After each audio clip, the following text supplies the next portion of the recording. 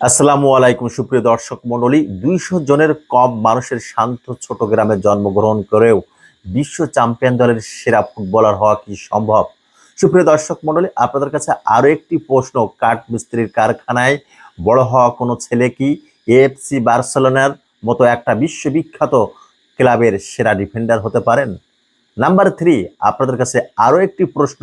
সুপ্রিয় দর্শক মণ্ডলী, প্রথমবারের মতো বিশ্বকাপ খেলতে এসে মাত্র ১৯ বছর বয়সে টিন এজার একটা ছেলে ফিফা ওয়ার্ল্ড কাপ 2026 এর সেরা উদীয়মান তরুণ খেলোয়াড়ের পুরস্কার কি জিততে পারেন? হ্যাঁ, সবকটি প্রশ্নের উত্তর হ্যাঁ।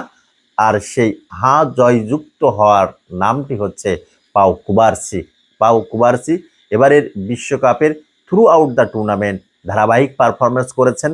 তবে তার সেই পারফরমেন্সের বাস্তব প্রতিফলনটা ঘটেছে ফিফা ওয়ার্ল্ড কাপ 2026 এর এ ড্রিম ফাইনাল, মহারণ ফাইনাল বা স্বপ্নের ফাইনাল আর্জেন্টিনার বিপক্ষে তিনি দুর্দান্ত পারফরমেন্স করেছেন। স্পেনের এই সেন্টার ব্যাক নবীন রক্ত উদীয়মান তরুণ তুর্কি নিজেকে উজ্জ্বলভাবে মেলে ধরেছেন। সুপ্রিয় দর্শক মণ্ডলী, একটু যদি পেছনের দিকে তাকায়, ফ্ল্যাশ ব্যাক করি 2022 সালের কাতার বিশ্বকাপের ফাইনাল, ফ্রান্স ভার্সেস আর্জেন্টিনা।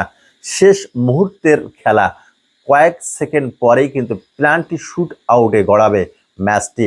অর্থাৎ কোলো মোয়ানির একটা দুর্দান্ত শট আউটিং করে ঠেকিয়ে দিয়েছিলেন এমিলিয়ানো মার্টিনেজ। এমিলিয়ানো মার্টিনেজ যখন বাংলাদেশ সফরে এসেছিলেন, তার বাপায় বিশ্বকাপের ট্রফির ট্যাটুটা আঁকানো ছিল। তিনি বলেছিলেন এখানেই বিশ্বকাপ।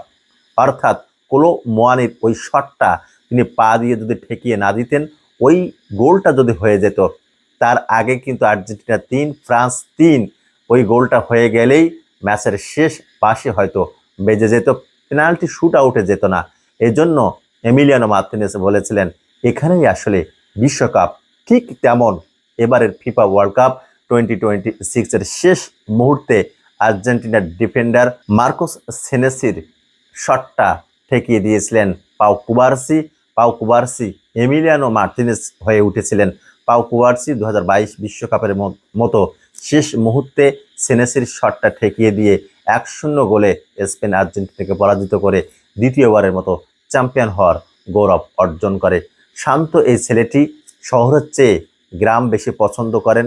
2018 সালে বার্সেলোনার যুব একাডেমি লা মাসিয়ায় তিনি যোগদান করেন। অর্থাৎ তার সতীর্থ কিন্তু ছিল লামিন ইয়ামাল, যেখান থেকে উঠে এসেছে বিশ্ববিখ্যাত, বিশ্বনন্দিত, বিশ্ববরণ্য, পৃথিবীর ফুটবলের সবচাইতে বড় বিজ্ঞাপন এবং পৃথিবীর বিশ্ব ফুটবলের সবচাইতে বড় পোস্টার বয়, কিংবদন্তি the magic man Lionel Messi লা মাসিয়া একাডেমি, যুব একাডেমি থেকে উঠে এসেছেন। পাও কুবার্সির মতো সেন্টার ব্যাক সেখান থেকে উঠে এসেছেন। লামিন ইয়ামাল উঠে এসেছেন। এবারের স্পেনের যে 23 সদস্যের স্কোয়াড ছিল, সেখানে 8 জন খেলোয়াড় যারা বার্সেলোনাতে খেলা করে থাকেন। সুপ্রিয় দর্শক মণ্ডলী, পাও কুবার্সি নিজের জাত চিনিয়েছেন, নিজের সবটুকু উজাড় করে দিয়ে ফুটবলের সবটুকু আলো তিনি কেড়ে নিতে সক্ষম হয়েছেন। মেসিকে আদর্শ মানেন কিন্তু পাও কুবার্সি। পাও কুবার্সি একটা সাক্ষাৎকারে স্বীকার করেছেন যে লিওনেল মেসিকে প্রথমবারের মতো কাছ থেকে দেখেছি, সেই হচ্ছে আমার অনুপ্রেরণার নাম। সুপ্রিয় দর্শক মণ্ডলী, এই ভিডিওটা তৈরি করার মোরাল স্টোরি হচ্ছে, ইংরেজিতে একটি কথা রয়েছে, ইন্ডাস্ট্রি ইজ দ্য কি to success, industry is the mother of success. পরিশ্রম সৌভাগ্যের চাবিকাঠি, পরিশ্রম সৌভাগ্যের প্রস্তুতি। কারণ ঘামের লুনা পানিতে জন্ম নেয় সফলতার বীজ। জন্ম হোক যথাযথতা, কর্ম হোক ভালো। কাঠ মিস্ত্রির ছেলে, কাঠ মিস্ত্রির কারখানায় কাজ করা ছেলেটা আজকে বিশ্ব মঞ্চে।